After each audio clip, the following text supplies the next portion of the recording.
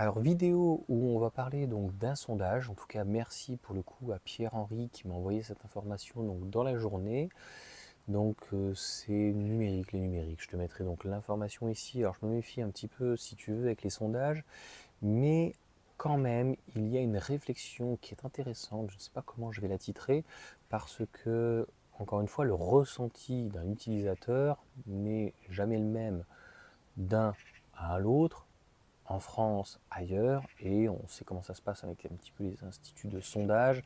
Parfois, non pas qu'ils peuvent être manipulés, mais ne reflètent pas forcément la réalité, dans la mesure où c'est trop faible, ou c'est, si tu veux, l'échantillon n'est peut-être pas assez important ou représentatif. Donc je viens de lire pour le coup le deuxième message de Pierre-Henri et très intéressant, c'est-à-dire que il en ressort de ces informations, les gens sont plutôt en très bonne quiétude, ou en tout cas sont sereins par rapport donc à Tesla. Après, il y a AMG, il y a d'autres constructeurs, mais a priori, le constructeur actuellement en France ou en Europe, surtout en France, donc qui serait en difficulté, parce que bon, je dis en France, mais en Europe, si tu veux, Volkswagen actuellement a toujours le même problème, mais si a priori ils sont en train de corriger donc des bugs au niveau de leur software, et puis d'infodivertissement, etc., etc., mais si tu veux, ils ont aussi beaucoup d'autres problèmes, en termes de prix, de style, et puis aussi en termes de consommation. Une ID4, c'est pas un véhicule fantasmagorique, et pour autant, il consomme pratiquement tout autant qu'un modèle X. Donc à un moment donné, il faut se poser les bonnes questions.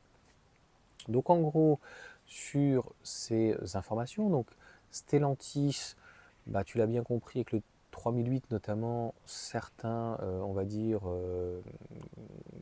comment dire, journalistes ou autres ont un petit peu éveillé nos soupçons en disant on a des petits bugs sur le 3008, donc Stellantis, mais a priori c'est pas que sur le i3008, enfin le 3008 d'une manière globale de toute manière, mais aussi avec la IC3. Et encore une fois, c'est pas que la IC3 puisque c'est la C3, donc puisqu'on parle pas du problème ou d'un problème sur l'électrique, mais plutôt donc sur d'une manière globale, donc l'infodivertissement, plein de bugs en voiture, en voilà. Donc en gros, ça sera des choses à surveiller. Concrètement, je ne sais pas ce qui se passe chez le groupe Stellantis, mais il y aurait une insatisfaction au niveau des utilisateurs, des conducteurs ou usagers ou passagers, mais c'est surtout que beaucoup de bugs. Et tu sais comment ça se passe dans ces cas-là.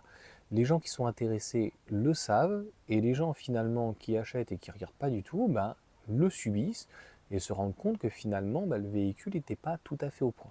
Moi, ce que je sais, c'est que les gens qui ne sont pas toujours très satisfaits en électrique d'un constructeur généraliste qui ne sait pas faire, va dans l'ensemble chez Tesla, et malgré les défauts qu'il peut y avoir chez Tesla, parce qu'il y a des défauts, il y a des défauts chez tous les constructeurs, et bien au final il reste parce que les arguments restent assez forts finalement pour garder donc le client.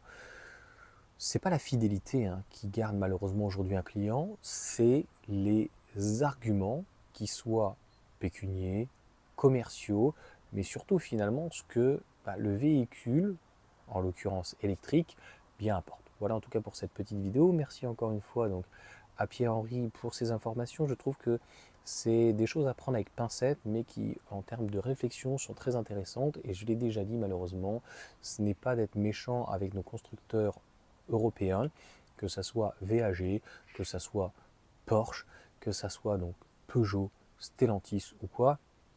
Mais je trouve qu'en fait, au-delà d'être largués, je ne sais pas en fait ce qui leur arrive.